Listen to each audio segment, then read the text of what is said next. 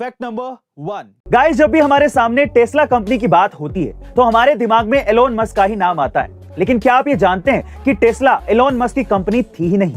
जी हाँ गाइस, आप ठीक सुन रहे हैं। दरअसल साल 2003 में मार्क और मार्टिन नाम के दो इंजीनियर्स ने टेस्ला को बनाया था। एलोन मस्क को इन दोनों इंजीनियर्स का आइडिया काफी ज्यादा पसंद आया था और इसीलिए एलोन मस्क ने टेस्ला में $6.5 मिलियन इन्वेस्ट करके टेस्ला के द बोर्ड ऑफ डायरेक्टर्स में शामिल हो गए थे। यही नहीं, साल 2005 तक एलोन मस्क ने टेस्ला में कुछ भी नहीं किया था, लेकिन साल 2008 में वोटिंग पावर का इस्तेमाल करके उन्होंने इन दोनों इंजीनियर्स को बाहर का रास्ता दिखा दिया था। पहले तो इन इंजीनियर्स को यह बात अच्छी नहीं लगी, लेकिन बाद में एलोन मस्क के फ्यूचर प्लान्स को देखते हुए उन्होंने इसे स्वीकार कर लिया और आज टेस्ला की वैल्यूएशन $1 ट्रिलियन में है। गाइस, इससे ये बात क्लियर हो जाती है कि इससे फर्क नहीं पड़ता कि आपने पहले क्या किया, बल्कि इससे फर्क पड़ता है कि आप अब क्या कर रहे हो और उसका फ्यूचर प्लान क्या है। फैक्ट नंबर 2 गाइस, बॉलीवुड के किंग शाहरुख खान आज किसी पहचान के मोहताज नहीं है, लेकिन आज जो उन्हें स्टारडम मिला है उसे हासिल करना इतना भी आसान नहीं है।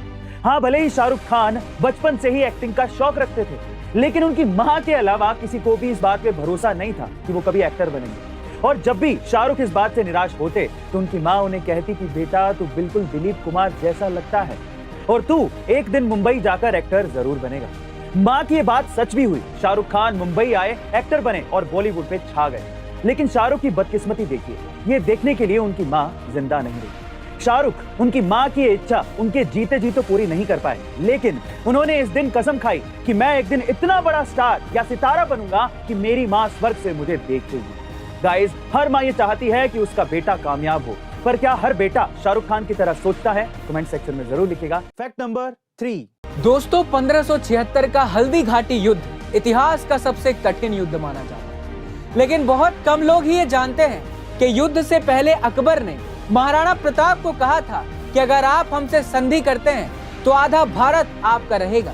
लेकिन महाराणा प्रताप इस प्रस्ताव को ठुकराते हुए कहते हैं, मर जाऊंगा लेकिन मुगलों के आगे सर नहीं झुकाऊंगा। क्योंकि आजीवन महाराणा प्रताप देश के लिए मुगलों से लोहा लिया करते थे और सैकड़ों युद्ध भी लड़े थे, अनेकों बार मुगलों को धूल चटाई थी, इसलिए अकबर की नींद उनका नाम सुनकर ही उड़ जाया करती थी। एक बार तो अकबर ने यह तक कह दिया था कि अगर महाराणा प्रताप और सैनिक गुरु जयमल मेड़तिया मेरे साथ होते तो हम विश्व विजेता बन जाते।